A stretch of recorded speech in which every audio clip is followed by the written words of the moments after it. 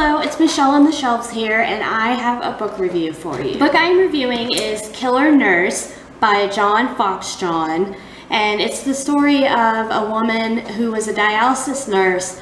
She was accused of aggravated assault on some of the victims and murder on the others, and the weapon that she used was bleach. It was a unique case in many respects, including the fact that bleach was considered a deadly weapon, as well as the fact that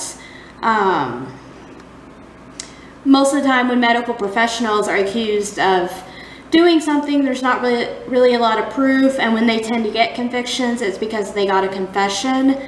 So in this case, it came down to not only bleach being used, but also the state having to successfully build a case.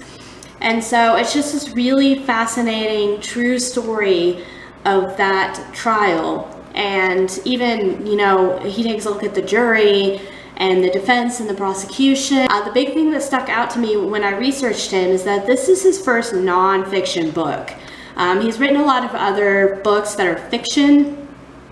So I was really surprised. He took that skill that he has with making a story and using that narration to carry the story, and he wove that into a true story, and I think he did an excellent job.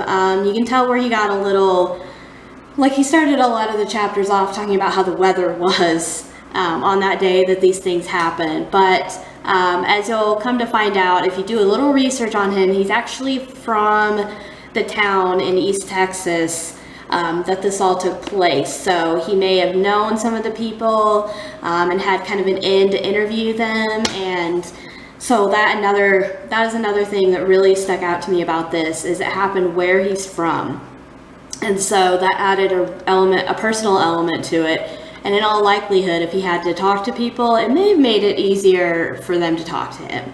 So I was really impressed overall. Again, as I mentioned, he was able to take that skill of narration and plot flow and everything and successfully carry it along. I hate to throw kind of a review tag that you might see on the back of a book, but I was definitely riveted. There are times that I really didn't want to put it down, but since I have to get up at 6 in the morning, I kind of had to put it down. So I definitely, for me, getting through a book in I think 3 days is pretty quick considering I work full time.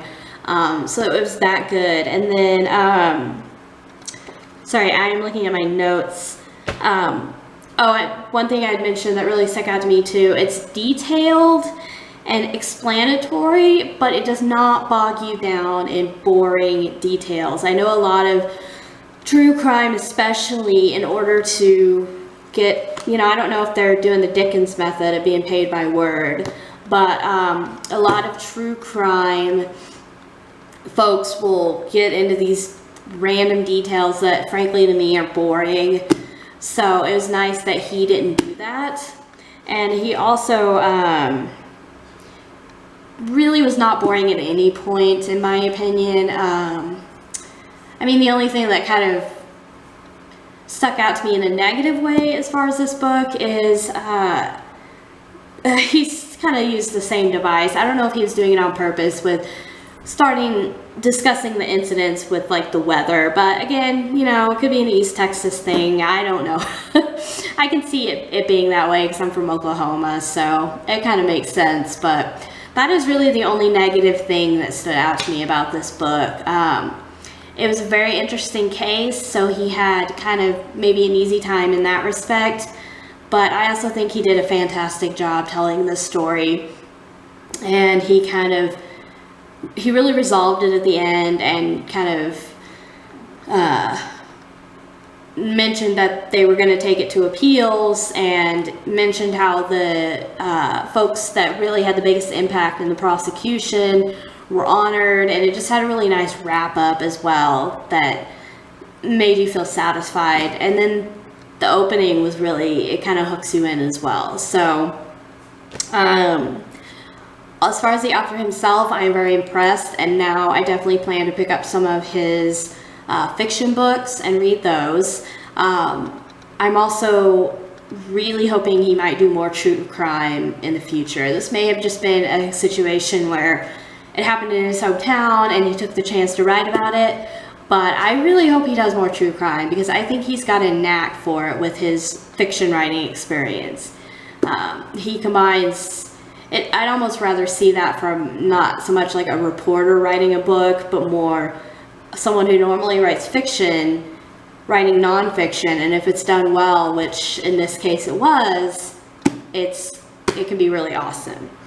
And again, I feel like the final note is that he has a really engaging writing style, and so I'm going to hope and assume that that translates into his fiction. So I definitely am planning to pick up some of his fiction. So if you like true crime, or even if you don't, if you like kind of legal thrillers, whether they're fictional or not, I could definitely recommend this book. There are pictures in it. They're black and white, but there are pictures for those of us that need pictures.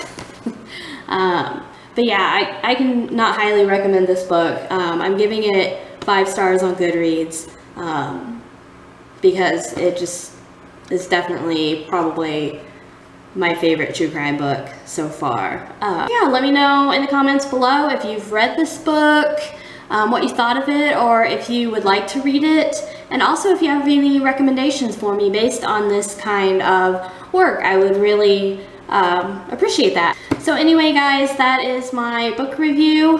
Don't forget to like and subscribe, and also drop me a comment as well. I enjoy hearing from you guys.